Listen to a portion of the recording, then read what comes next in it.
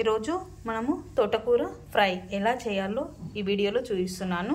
పచ్చిమిర్చి, కళ్యామాకు, ఉల్లిగడ్డ, ఎల్లిపాయలు, తోటకూర, కొత్తిమీర రెండు కట్ చేసుకొని పెట్టేసుకొని నీట్గా కడిగేసుకొని పెట్టేసుకోవాలి. ఆయిల్,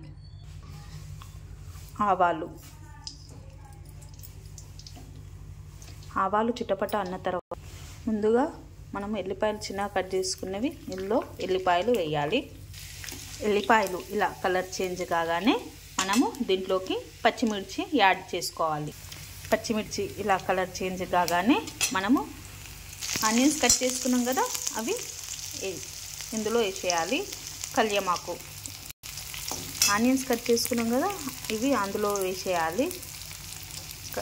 కళ్యామాకు ఇలా కలర్ చేంజ్ కాగానే మనం ముందుగా కట్ చేసుకున్న కొయ్యూర ఉంది కదా, కొయ్యూరని కలపాలి. ఇలా వేసేసుకొని కలుపుకోవాలి. ఇప్పుడు పసుపు వేయాలి.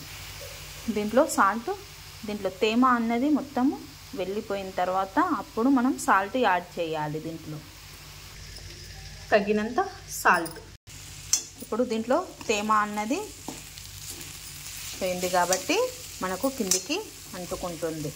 దీంట్లో మనం సాల్ట్ వేస్తే ఆ నీరుతోటి కొయ్యూర అన్నది మంచిగా ఫ్రై అవుతుంది. అలాగే దీంట్లో వాటర్ అన్నది యాడ్ చేయొద్దు. మనం సాల్ట్ వేయగానే నీరు ఎలా వచ్చిందో చూడండి.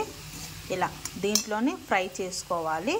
ఓపికతోటి మనము దీన్ని కొయ్యూర ఫ్రైని చేసుకోవాలి. ఎందుకంటే ఇది హాఫ్ అన్ అవర్ ఖచ్చితంగా పడుతుంది. సిమ్లో పెట్టేసుకొని చేసుకోవాలి. చూడండి కొయ్యూర ఫ్రై ఎంత బాగా వచ్చిందో. ఇది రైస్లోకి చాలా బాగుంటుంది. ఒక్కసారి ట్రై చేయండి. అలాగే నా ఛానల్ని సబ్స్క్రైబ్ చేయండి, లైక్ చేయండి, షేర్ చేయండి.